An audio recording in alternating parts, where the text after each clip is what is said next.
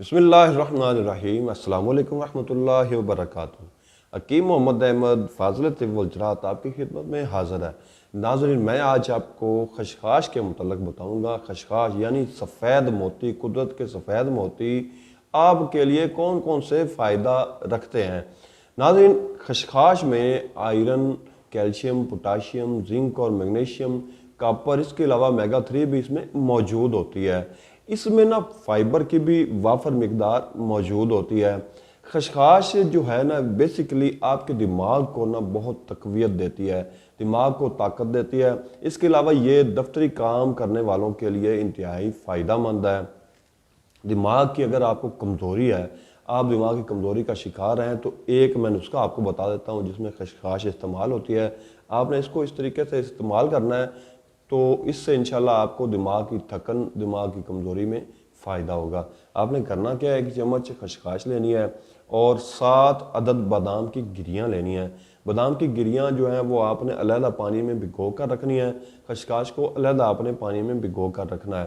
تو یہ آدھا کلو آپ نے دودھ لینا ہے۔ آدھا کلو دودھ میں آپ نے خشخاش کو پکا لینا ہے۔ جو آپ نے بھگوئی ہوئی ہوگی پانی کو علیحدہ کر کے، خشخاش کو آپ نے دودھ میں بھگو لینا ہے، پکا لینا ہے۔ اس کے بعد جب یہ پکنے کے قریب آ جائے تو 7 جو بادام کی گریاں ہوگی وہ اس کے اندر ڈال دینی ہے۔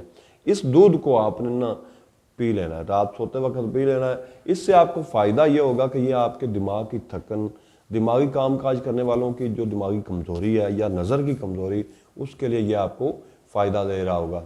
تو اس کے علاوہ جو ہم جس دور میں گزر رہے ہیں یہ ڈپریشن کا دور ہے، یہ مصروفیت کا دور ہے، یہ دماغ کے بہت زیادہ خرچ کرنے والا دور ہے۔